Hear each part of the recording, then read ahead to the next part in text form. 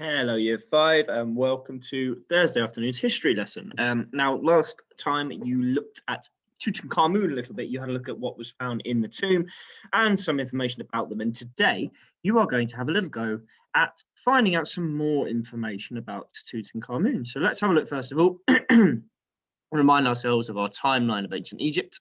So the big thing that we're focusing on with these lessons is 1336 BC, before Christ, when Tutankhamun became the pharaoh. So key vocab for today: Tutankhamun, an ancient pharaoh who became pharaoh as a young boy, often referred to as King Tut. Sarcophagus, which is a stone coffin, which is usually intricately designed, and a tomb, which is a large vault used for burying the dead, normally underground, but not always, as we can tell from the pyramids of Giza. So some bits of reminders of some previous learning. What does this symbol mean on an ordnance survey map? You've got the 3 letters there. What was the name of the person who wrote a diary about the Great Fire of London?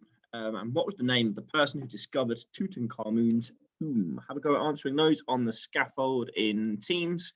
And then when you're ready, come on back over and we will have a look and see what the answers are. You can self-assess this one, so go through and double check your answers. So SCH on an ordnance survey map means a school is there. Mr. Samuel Pepys was the person who wrote the diary about the Great Fire of London. Pepys spelt in a very unusual way. And Howard Carter is the name of the Egyptologist who discovered Tutankhamun's tomb. So let's quickly remind ourselves a bit of information about Tutankhamun. Not that one. Share sound with you. There we go. It's the same video that we watched last time. Tutankhamun, ruler of Egypt from around 1332 to 1323 BC.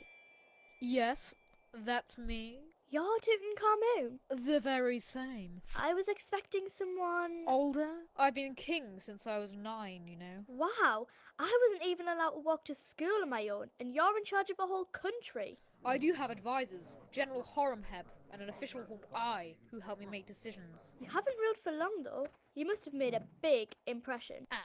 That's mainly because I fixed some mistakes my dad made. You see, he forced everyone to worship a god called Aten, which was pretty unpopular. So I've let people worship their old gods and built lots of statues to them. So what's all this stuff? Just a few bits and pieces I'll bring on my journey into the afterlife. Whoa! You've got jewellery, chariots, furniture, wine, weapons, and board games? Well, the afterlife goes on for a while, so I'll need something to do. I hope you keep this lot safely tucked away in a tomb. Yeah, sure. It'll be in a tomb in the Valley of the Kings, so it's like, well, safe. I wouldn't be so sure. My local museum has lots of things that archaeologists have brought back from expeditions to Egypt.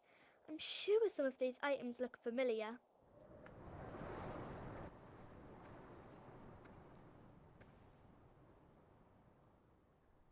Can you see anything? Yes, wonderful things. Wonderful things. There's a bit of a reminder on some of the things that we looked at about Tutankhamun in the previous lesson. So your job today is to make a presentation about Tutankhamun. This can take the form of a post, a video, or a PowerPoint presentation, or a fact file. It's completely up to you. What I'll do is I'll put a blank Word document, a blank publisher document, and a blank PowerPoint in the resources so you can choose how you want to relay your information. Some key things that you need to include. So some information about his life, some information about his tomb being discovered, so about Howard Carter, some interesting facts as well, and some information about his reign, some information about the time when he was in charge.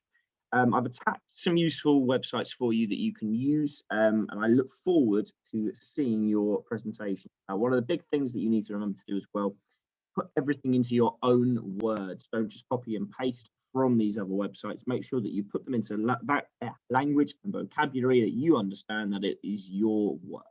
Good luck with that, and I look forward to seeing them.